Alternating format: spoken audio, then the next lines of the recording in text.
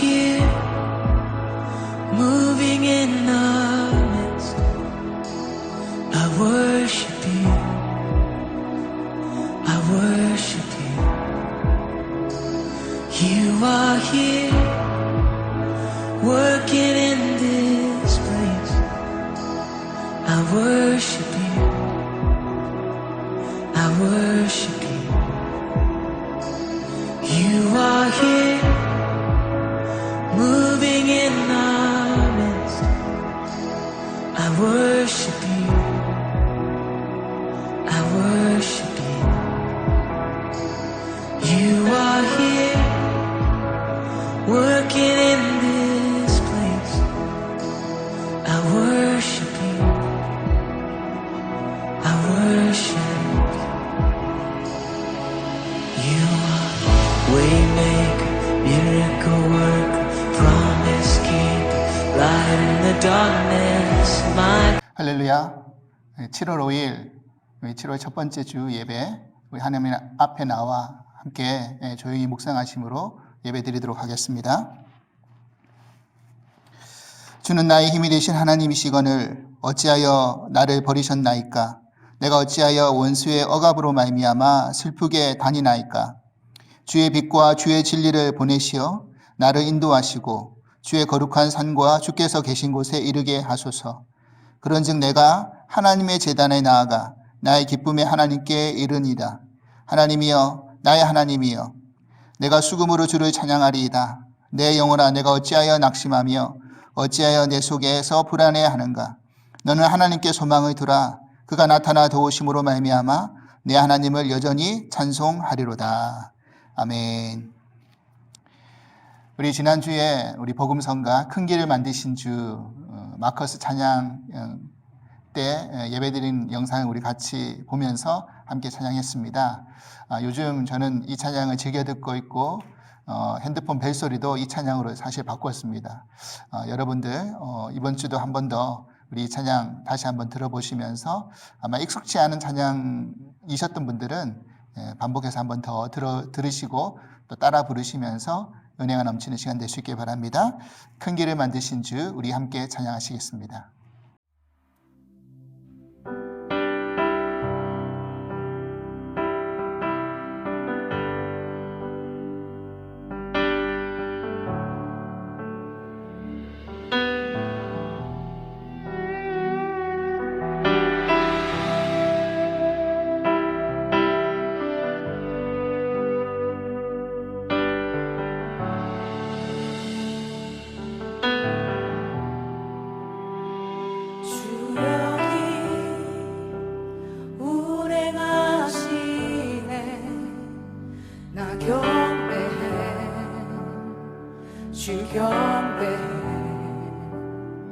주 여기 역사하시네.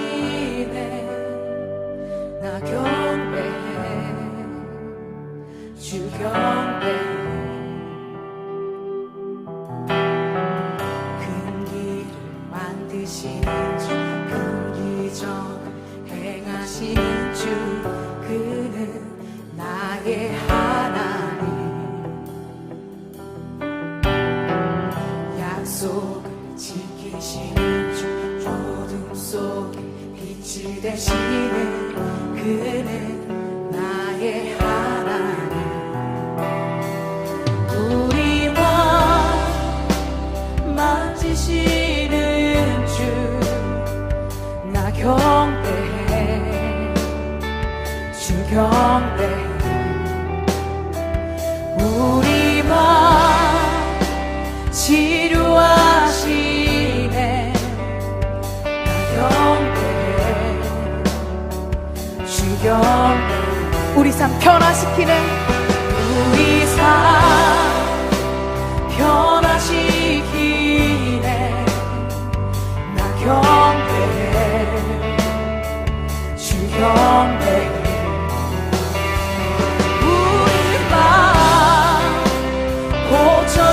고쳐주시네. 나 경배해, 주 경배해. 큰 길을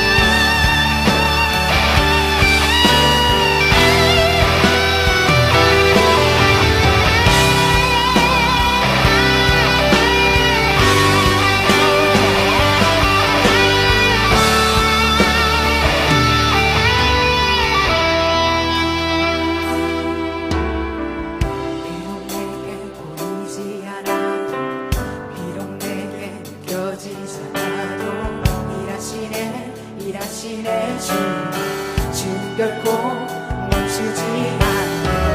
비록 내게 보이지 않아도 비록 내게 느껴지지 않아도 일하시네 주는 결코 멈추지 않네. 비록 내게 보이지 않아도 비록 내게 느껴지지 않아도 일하시네 주는 결코 멈추지 않네.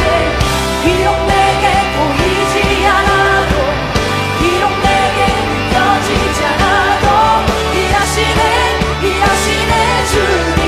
주는 결코 멈추지 않네. Waymaker, miracle worker, promise keeper, light in the darkness, my God, that is who you are. Waymaker, miracle worker, promise keeper, light in the darkness, my God, that is who you are. 큰 길을 만드시는 주, 큰 기적 행하시는 주, 그는 나의 하나님. 나 소식이시는 주, 어둠 속에 빛이 되시는 그는 나의 하나님. 나의 하나님. 나의 하나님. 나의 하나님. 나의 하나님. 나의 하나님. 나의 하나님.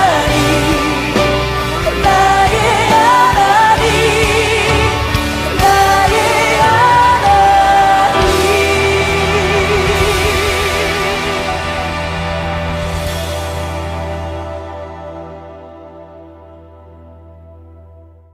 만물의 창조주 되시고 생명의 주관자 되시는 하나님 아버지 감사합니다.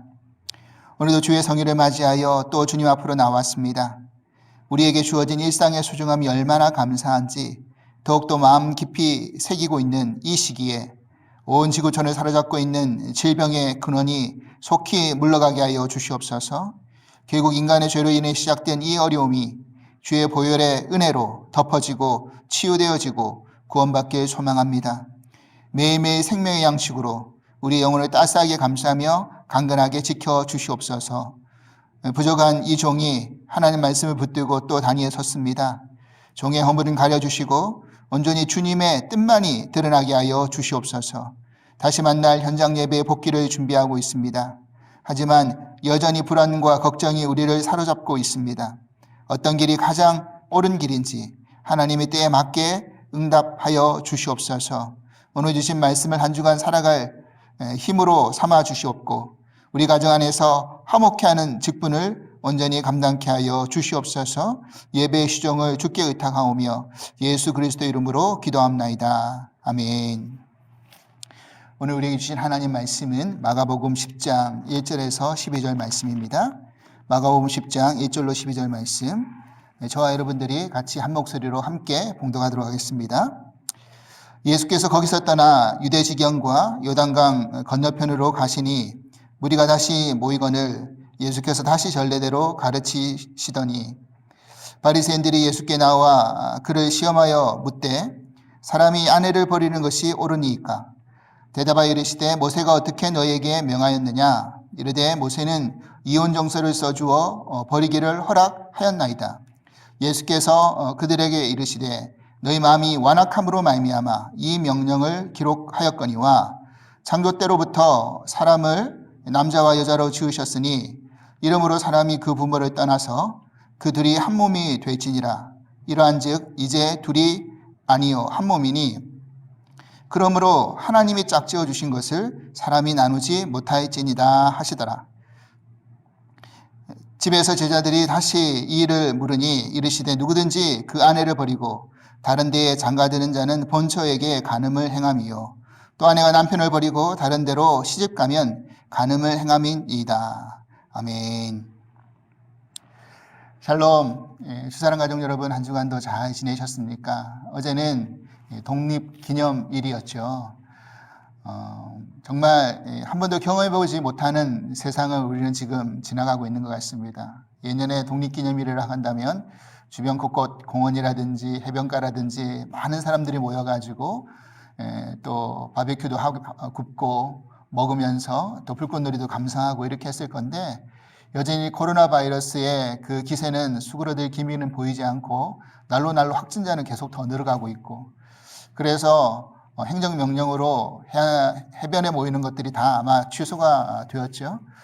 불꽃놀이도 여러 군데에서 많이 축소되거나 그냥 산발적으로 그렇게 진행이 된 것 같습니다. 이런 독립기념일을 또 우리가 경험하게 되네요.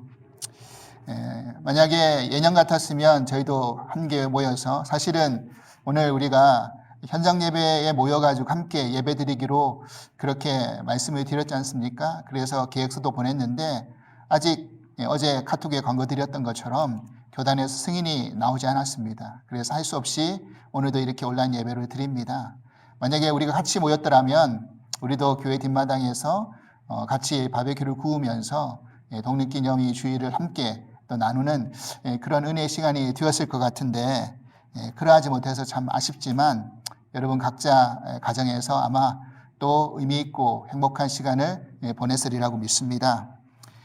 이제 현장 예배를 계속해서 준비하고 기다리고 있는데 계획서를 올렸기 때문에 아마 큰 문제가 없으면 이제 곧 승인이 나오리라고 생각이 듭니다. 하지만 여전히 염려되고 걱정스러운 부분들은 좀 전에도 말씀드렸듯이 코로나 바이러스의 확진 그 추세가 전혀 늦춰질 기미가 보이지 않고 날로 확장 일로로 번져나가고 있어서 이렇게 현장 예배로 복귀하는 것이 맞나라는 생각을 하게 됩니다. 여러분, 일단 승인이 나오고 날짜가 정해지면 다시 우리 함께 모여서 의논하고 결정해서 그렇게 현장 예배 시작을 하겠습니다. 모든 것이 결정될 때까지 조금 더 기도해 주시고 또 인내해 주시면 감사하겠습니다. 오늘은 하나님이 짝지어 주신 것이라는 말씀의 제목으로 함께 은혜 나누겠습니다. 우리는 지난주 서로 화목하라는 말씀으로 내가 먼저 소금의 역할을 감당할 때, 내가 먼저 관계 속에서 녹아지고 그렇게 섞여질 때 소금처럼 우리가 화목의 그런 관계를 이루어 나갈 수 있다라고 함께 말씀을 나누었습니다. 이제 예수님은 장소를 옮기셔서 아마 이 장소는 가버나움에서 이제 오늘 본문 1절에 보니까 요단강을 건너서 유다 지방으로 이제 내려왔다라고 말씀하고 있는 것을 보아서 지금 예수님의 그 여정은 예루살렘으로 그 길을 걸어가고 있는 여정이셨습니다. 여러분도 잘 알다시피 지금 이 여정 속에서 예수님께서는 이미 앞서 제자들에게 2번씩이나 본인이 죽으시고 다시 부활하실 것이다라는 그 순환의 고지를 2번이나 했죠. 그리고 오늘 계속해서 이제 10장을 살펴보다 보면 10장에서도 마가복음에서 3번의 그 순환의 고지가 등장을 하는데 그 3번째 순환 고지가 또 10장 후반부에 또 등장을 하게 됩니다. 그래서 지금 예수님의 가시는 이 모든 여정은 그 예루살렘에서 이제 십자가를 지시고 우리의 구속과 구원을 완성하는 그 여정 속에 있다라는 것을 우리는 주목해서 계속해서 그 시선을 놓치지 말아야 된다는 것입니다. 지금 그 여정 속에서 다시금 바리새인이 그 사람들이 이제 모여가지고 전례대로 예수님을 가르치고 계실 때 다시금 바리새인들이 와서 예수님께 질문을 던집니다. 2절입니다. 바리새인들이 예수께 나와 그를 시험하여 묻되 사람이 아내를 버리는 것이 옳으니까. 지금 바리새인이 나와서 예수님께 던진 질문은 그냥 그 질문에 답을 얻기 위해서 질문을 던진 것이 아니라 앞에서 우리가 살펴보았던 여러 바리새인들과 서기관들의 질문처럼 이 질문 역시 예수님을 시험하고자 이 질문을 던졌다라고 그렇게 기록하고 있습니다. 정말 우리 바리새인들은 정말 한결같습니다. 이번에도 예외 없이 질문을 던져서 예수님을 올무에 붙들기 위해서 그런 질문을 던지고 있는 것이죠. 그 질문이 다름 아닌 사람이 아내를 버리는 것이 옳습니까? 바로 이혼의 문제에 관해서 물어본 것입니다. 그런데 이 질문이 왜 올무가 되느냐 하면은 그 당시 유대 사회의 배경을 우리가 먼저 살펴볼 필요가 있습니다. 그러려면 일단 우리는 신명기에 나오는 24장 1절에서 4절까지의 말씀을 먼저 살펴볼 필요가 있습니다. 신명기 24장 1절로 4절 말씀입니다. 사람이 아내를 맞이하여 데려온 후에 그에게 수치되는 일이 있음을 발견하고 그를 기뻐하지 아니하면 이혼증서를 써서 그의 손에 주고 그를 자기 집에서 내보낼 것이요. 그 여자는 그 집에서 나가서 다른 사람의 아내가 되려니와 그의 둘째 남편도 그를 미워하여 이혼증서를 써서 그의 손에 주고 그를 자기 집에서 내보냈거나 또는 그를 아내로 맞이한 둘째 남편이 죽었다 하자. 그 여자는 이미 몸을 더럽혔은즉 그를 내보낸 전 남편이 그를 다시 아내로 맞이하지 말지니 이 일은 여호와 앞에 가증한 것이라. 너는 내 하나님 여호와께서 내게 기업으로 주시는 땅을 범죄하게 하지 말지니라. 아멘. 지금 신명기 24장 1절 말씀을 보니까 아내를 맞이한 남편이 그 아내에게 수치되는 것이 발견이 되면 그 아내에게 이혼증서를 써줘서 이혼할 수 있다라는 이야기를 하고 있는 것이죠. 여기서 수치되는 일이 뭔가라는 그 자세한 내용은 모세가 밝히고 있지 않습니다. 그래서 유대 학파들이 나중에 이 율법의 말씀을 연구하다가 그러면 수치되는 일을 적용해야 되잖아요. 어떤 일을 했을 때 구체적으로 이혼을 할 수 있고 이혼 종수를 써줄 수 있는가라는 것을 적용할 때 두 개의 학파가 나누어졌어요. 그 유대 그 율법학자의 그 학파의 기풍 안에서도 보수적으로 해석하는 그런 학파가 있었고 진보적, 자유적, 주의적으로 해석하는 학파들이 있었다는 것입니다. 그 중에 이제 보수 쪽으로 그 해석한 학파가 바로 샴마이라는 학파인데 이 학파는 이 수치를 어떻게 해석했느냐면 여자가 간음할 때 음란하고 간음한 일을 범했을 때 이혼하고 이혼증서를 써줄 수 있다라는 내용을 적용을 했던 것입니다. 근데 반대로 자유적인 그런 학풍으로 해석을 했던 학파가 힐렐 학파인데 이 학파는 어떻게 해석했냐면 이 수치를 아주 보편적으로 해석했다는 것입니다. 그러니까 사소한 것까지 다 적용할 수가 있었던 것이죠.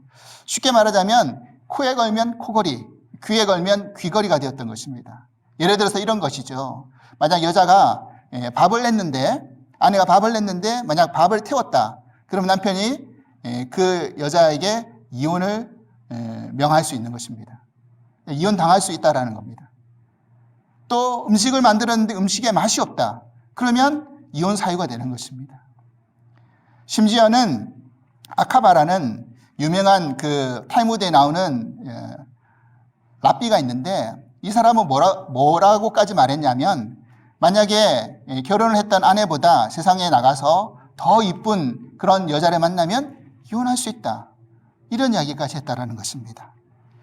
정말로 지금 우리가 살고 있는 시대 안에서는 도저히 용납할 수 없는 그런 내용이고 말씀이었죠. 그러니까 조금이라도 남편 비위에 맞지 않으면 얼마든지 남편이 여자를 내보낼 수 있는 구실들을 많이 만들어낼 수 있다는 것입니다. 이렇게 적용을 하다 보면. 그리고 또 그런 일도 가능했다는 것입니다. 그렇게 이혼해서 내보낸 여자를 다시 아내로 맞이하는 겁니다. 자신이 좀 마음이 바뀌어가지고 또 옛날에 아내가 더 좋았다고 생각하면 다시 불러들이는 것입니다. 얼마나 참 말도 안 되는 그런 세상입니까? 요즘은 여자의 인권이 많이 상승을 했기 때문에 우리가 살고 있는 이 시대에 사실 남편과 아내의 입장이 많이 바뀌어져 가고 있죠. 그래서 요즘은 인터넷에서 이런 우스개 이야기도 등장합니다. 예를 들어서 어떤 남자가 집에서 나왔는데 한 사람이 물어본 겁니다. 당신은 왜 집에서 나왔습니까? 쫓겨났습니다. 아니 쫓겨났다니 왜 쫓겨났습니까? 그러니까 아내한테 50대 남자인데 아내한테 밥 좀 해달라고 했다고 쫓겨났다는 겁니다. 근데 60대는 쫓겨나는 사유가 있는데 60대가 돼서 어떤 말을 하면 쫓겨나느냐? 여자가 외출 준비를 하고 있는데 어디 나가느냐고 물어보면 쫓겨나간다는 겁니다. 그리고 70대는 더 황당하죠. 언제 쫓겨나느냐? 남편이 아침에 눈을 뜨면 쫓겨나야 된다는 것입니다. 그냥 조용히 눈 감아 달라는 거죠. 그러니까 아내가 일어나고 활동할 때까지 뭐 그냥 눈 감아 있든지, 뭐 그냥 우스개 이야기지만 이렇게 남자와 여자의 어떤 그 관계가, 지위가, 위치가 이렇게 많이 바뀌어지고 있다라는 이야기를 하고 있는 것이죠. 사실 우리나라도 이렇게 여자의 신분이 많이 상승된 시기가 그렇게 오랜 시간이 걸린 건 아니지 않습니까? 하지만 당시 지금 유대 사회 안에서 이런 이혼의 문제는 심각한 그런 사회 문제를 낳았습니다. 왜 그러냐면 당시 이 여인들에게는 경제권이 없었어요. 그럼 이혼당한 여자가 다시 자기의 본가로 갈 수도 없고, 경제권을 상실한 여자들은 결국 선택할 수 있는 방법이 한 가지밖에 없습니다. 어떻게 해야 됩니까? 바로 매운굴, 몸을 파는 매운굴로 들어갈 수밖에 없었던 것입니다. 이것이 심각한 사회 문제를 야기시켰던 것이죠. 그래서 모세는 사실 이런 여성들의 인권의 피해를 막기 위해서 피치 못하게 이혼을 하게 되면 반드시 이혼 정서를 써줘라. 그래서 이혼 정서를 가지고 있는 이 여인은 그 이혼 정서 때문에 다른 남자와 결혼할 수가 있었던 것입니다. 그래서 그 여자의 생존권을 사실은 보장해 줬던 것이죠. 그런데 이것이 사회적인 문제뿐만 아니라 이혼이 그 당시에 또 정치적인 문제가 되기도 했어요. 여러분 잘 알다시피 세례 요한이 어떻게 죽었습니까? 세례 요한은요, 그 당시에 헤롯 안티바스가 그 동생의 아내 헤로디아를 자신의 아내로 삼아버렸잖아요. 본처하고는 이혼해버리고, 이것이 부당하고 잘못된 것이라고 세례 요한이 시작하자 그를 옥에 가두고, 그리고 다른 여러 가지 핑계를 들어가지고 결국 세례 요한의 목을 쳐버렸지 않습니까? 이것이 상당한 어떤 정치적인 문제가 되었던 것입니다. 자, 그러니까 지금 예수님이 이 바리새인의 질문 앞에 이혼에 대해서 어떻게 생각하느냐라는 이 질문 앞에 만약에 내가 그런 이혼에 대해서 찬성한다라는 의견을 내버리면 뭐가 되는 겁니까? 헤롯 안티바스, 정치적인 그런 문제 속에서 헤롯 안티바스의 그런 행위가 정당성을 부여하는 것이고요. 만약에 이혼은 안 된다, 이혼은 잘못된 것이다, 반대하게 되면 당시 율법에 나와 있는 그 말씀 앞에 배치되는 것이고, 또 세례 요한이 당했던 것처럼 그런 다른 어떤 공경에 빠질 수 있다는 것입니다. 정치적인 문제를 가지고. 예수님은 그런 바리새인 의도를 너무너무 잘 알고 계셨기 때문에 어떻게 대답하셨습니까? 3절 말씀입니다. 대답하여 이르시되 모세가 어떻게 명하였느냐? 그러자 바리새인이 이렇게 대답하죠. 이르되 모세는 이혼 정서를 써주어 버리기를 허락하였나이다. 예수님은 그런 그들을 향해서 이렇게 말씀하십니다. 5절입니다. 예수께서 그들에게 이르시되 너희 마음이 완악함으로 말미암아 이 명령을 기록하였거니와. 그렇습니다. 사실 여기서 예수님이 하나님 말씀에는 뭐라고 되어 있었느냐, 하나님 말씀에 어떻게 쓰여져 있었느냐, 이렇게 질문하지 않고 뭐라고 질문하셨습니까? 모세가 어떻게 명했느냐라고 질문했죠. 그러면 여기에서 분명한 예수님의 의도가 있다는 것입니다. 뭐냐면 모세의 명령과 하나님의 말씀, 즉 하나님의 뜻은 다른 것이다라는 거예요. 그러니까 모세가 명령했던 그 모든 것이 다 하나님의 뜻은 아니다라는 것을 우리는 알 수 있다는 것입니다.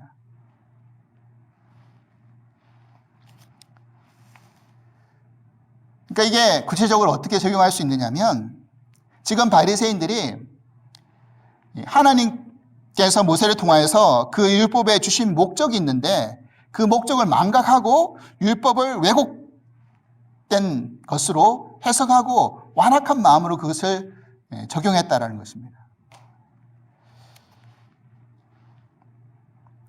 모세가 율법을 통해서 이혼 정서를 써준 이유는 좀 전에 제가 뭐라고 말씀드렸습니까?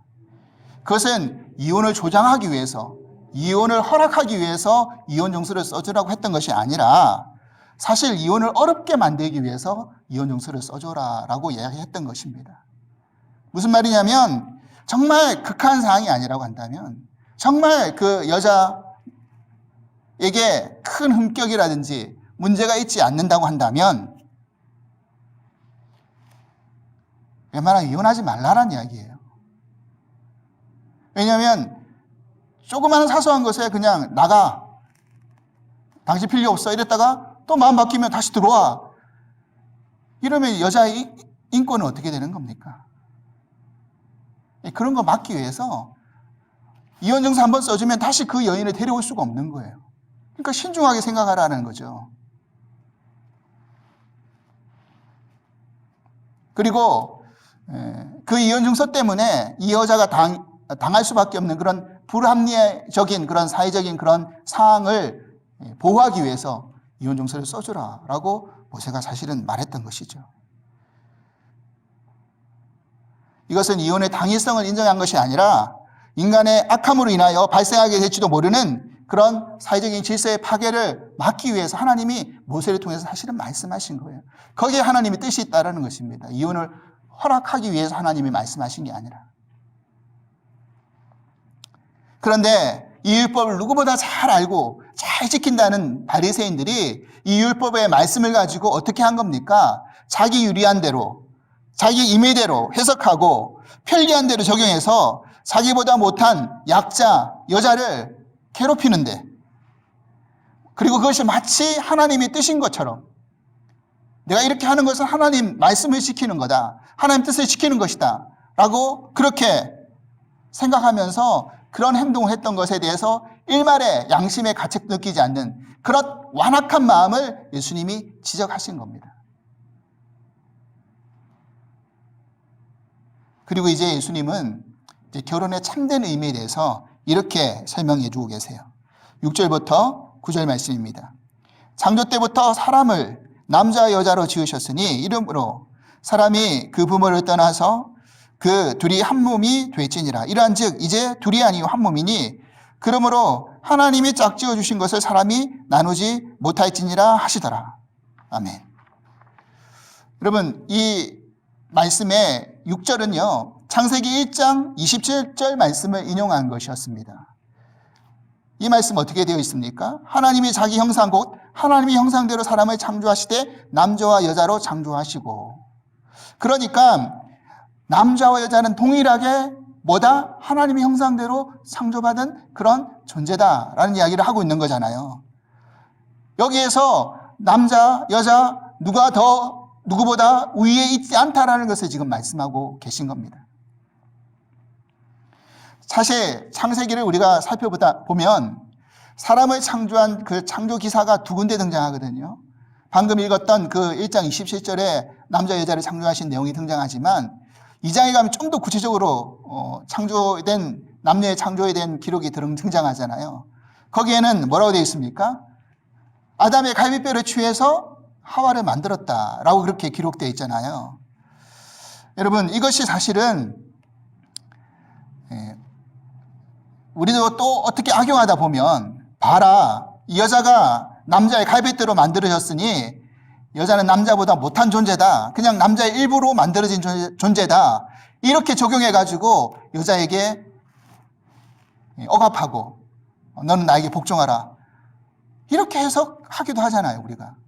그러니까 예수님께서는 지금 2장의 그 말씀을 들어서 인용한 것이 아니라 1장의 말씀을 들어서 인용하심으로 말미암아 어떻게 보면 그 약자 편인 여자의 쪽에서 해석을 잘 할 수 있도록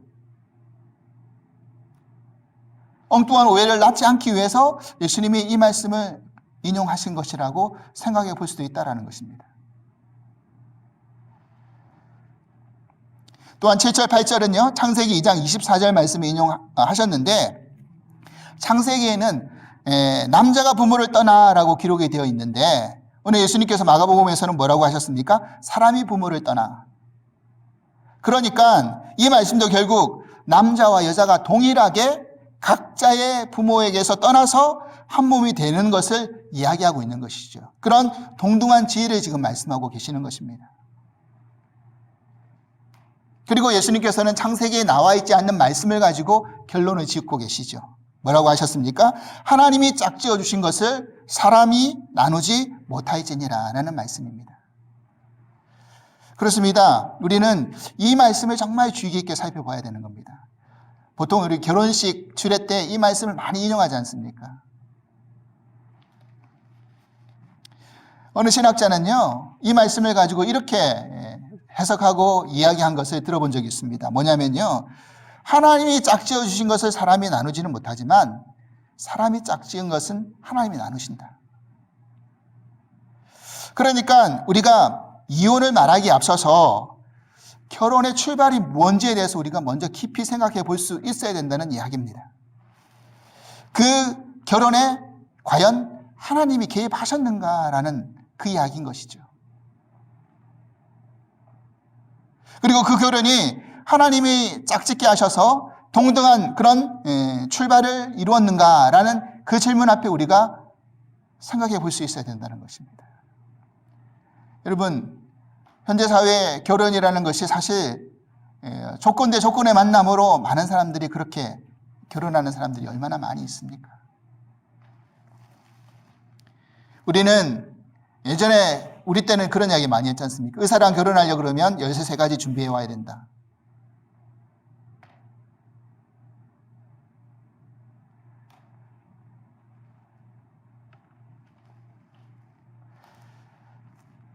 그런 것, 혼수 제대로 상만하지 못하면 뭐 파혼당하고 이런 얘기도 뉴스에 가끔씩 많이 들었어요.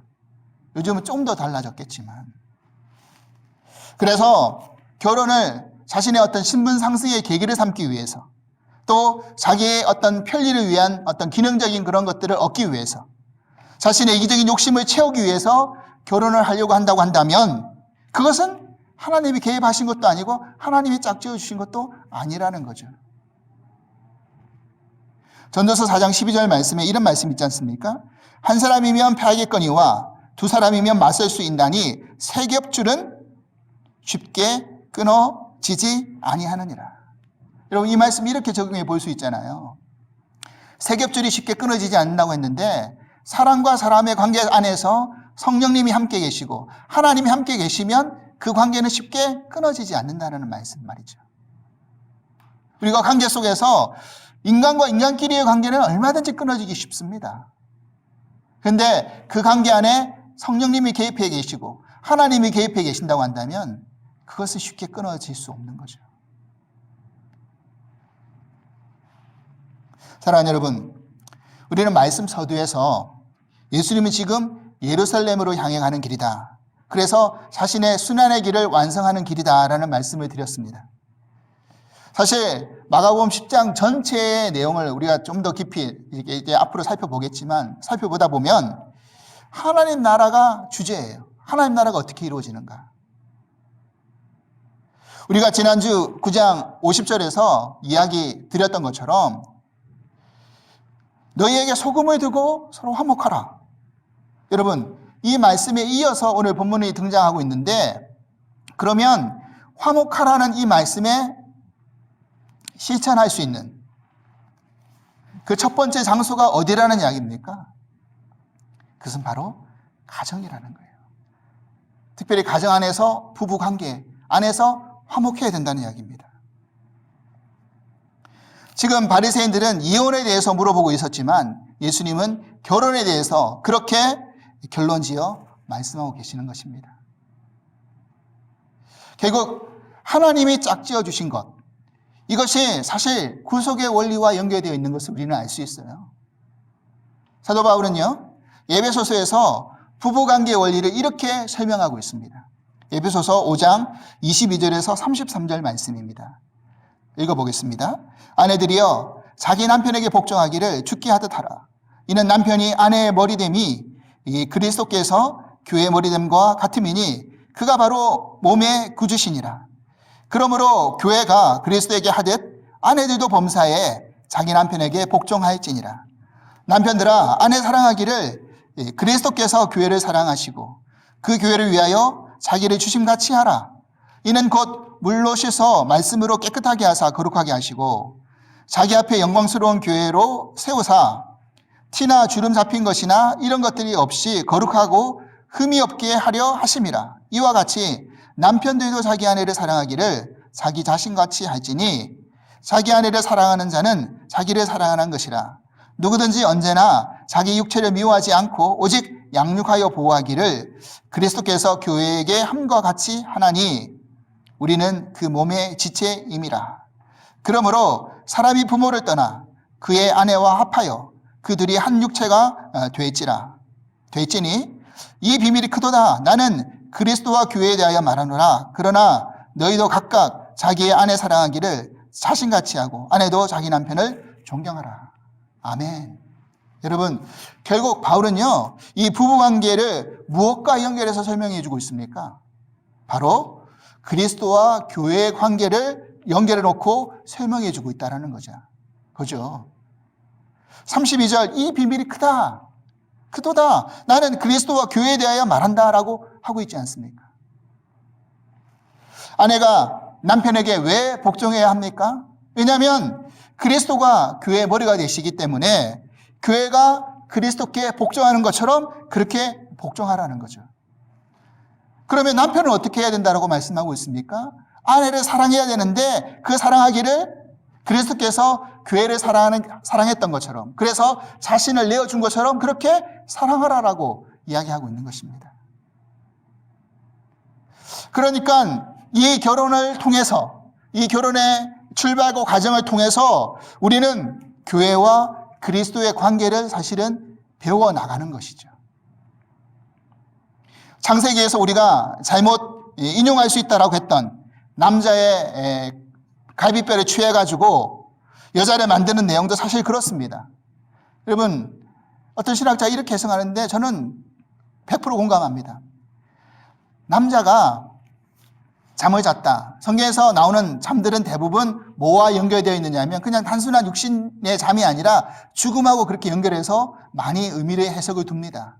그러니까 남자가 잠들게 해서 자기 몸에서 뼈를 취했다라는 이야기는 결국 남자가 죽음으로 말미암아 여자가 만들어진 것이죠.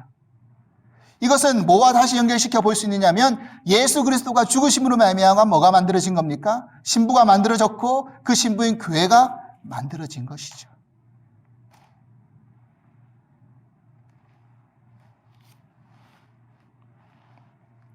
그래서 그리스도와 교회가 하나 되어서 하나님을 이루어가는 것이죠. 한 몸이 되니까요. 그렇다면 우리는 이렇게 결론에 이를 수 있습니다. 결국 우리가 하나님 나라를 이루고 연습해야 될 장소가 어디에서 시작이 돼야 되는가? 그건 바로 가정에서 시작이 되어야 된다는 것입니다. 출발되어져야 된다는 것입니다. 부부관계를 맺어놓고 여기서 한 몸을 이루고 하나를 이루는 연습을 하면서 결국 하나님 나라를 어떻게 살 것인가, 만들어갈 것인가를 연습해 나가는 것입니다. 그리고 그 연장선에서 교회에 나와서 교회에서 그리스도와 연합하여 하나 되는 과정을 만들어가고 그게 확장되어서 이 세상 안에서 하나님 나라를 만들어가는 것이죠. 그러니까 지금 있는 내 남편이, 내 아내가 하나님이 짝지어 주신 것이라고 한다면 그 남편을 통해, 그 아내를 통해 하나님 나라를 이루는 연습을 가정 안에서 해나가라는 말씀을 지금 예수님이 해주고 계시는 거예요. 그 모습을 보고 배운 자녀들이 또 부모를 떠나서 가정 안에서 다른 가정을 또 만들어서 하나님 나라를 그렇게 계속해서 이어나갈 수 있는 것 아니겠습니까? 사랑하는 여러분, 우리는 이 말씀 앞에 이렇게 생각해 볼 수도 있습니다. 또 생각할 수도 있습니다. 아니, 상대방이 먼저 나를 존경해 주지 않는데, 나를 공경하지 않는데, 복종하지 않는데 내가 어떻게 먼저 사랑해? 또 한편으로는 상대방이 나를 사랑해 주지 않는데 내가 어떻게 복종해? 여러분, 그렇다면 예수님은 어떻게 하셨습니까? 예수님께서 야, 너희가 먼저 죽지 않으면 내가 어떻게 먼저 죽어? 너희가 먼저 죽어. 그러면 내가 죽을게. 하고 십자가 지기를 거부하셨습니까? 아니면 우리가 너희가 먼저 복종하고 순종하는 것을 지키지 않으면 이 말씀을 내가 내리는데 그거 복종하지 않고 순종하지 않으면 나는 십자가 길 가지 않겠어. 너희가 복종하고 순종하는 걸 보고 난 다음에 내가 십자가 길을 걷겠어. 이렇게 말씀하셨습니까? 우리의 조건을 보고 우리의 어떤 행위를 보고 우리를 구속한 건 아니지 않습니까? 아무 조건 없이 주님은 먼저 죽어주셨지 않습니까? 이게 구속의 원리잖아요.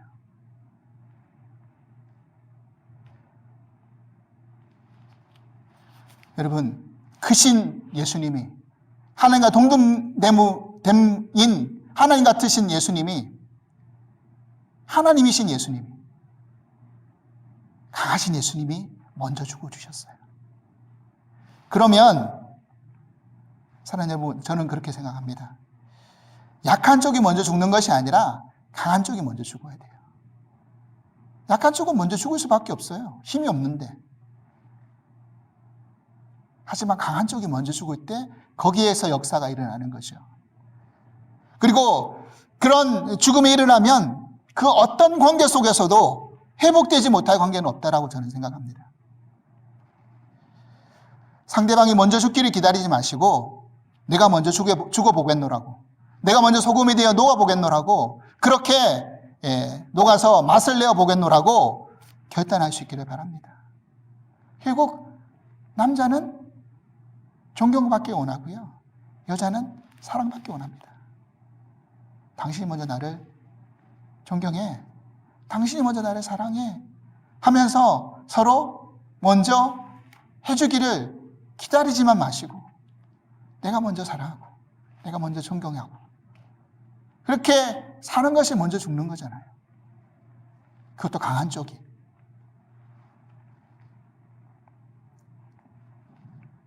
그래서 정말 하나님이 짝지어 주신 이 부부관계를 통해서 가정 안에서 하나님 나라를 이루는 연습을 하시고, 그리고 교회에 나와서 그 연습을 실현하고, 그리고 세상 밖으로 나가서 그 하나님 나라를 확장해 나갈 수 있는 저와 여러분이 될 수 있기를 주님으로 간절히 축원합니다. 하나님 아버지 감사합니다. 오늘 이 말씀을 통해서 정말 바리새인들은 이혼에 대한 예수님의 올무를 걸기 위해서 이혼에 대한 질문을 했지만 예수님 그 말씀의 결론이 결혼이 어떻게 시작되었는지를 말씀하심으로 이야기해 주고 계십니다. 그것이 바로 구속의 길이었고 또 구속을 이루어 나가는 방법이셨습니다.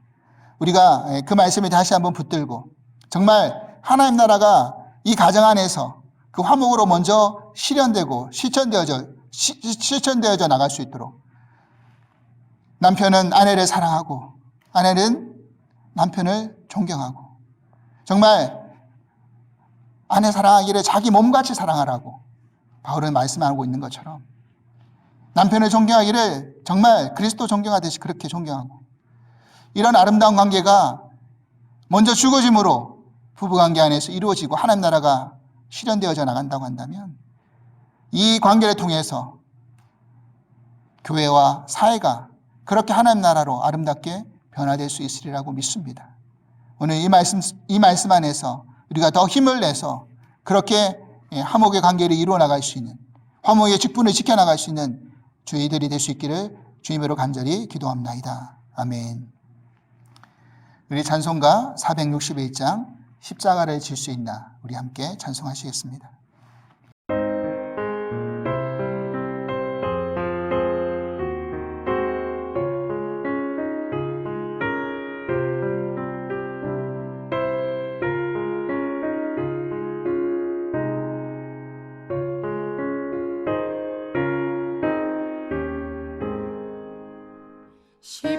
십자가를 질 수 있나 주가 물어보실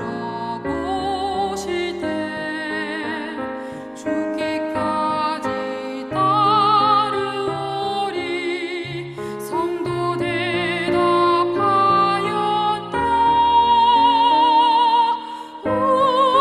우리의 심령 주의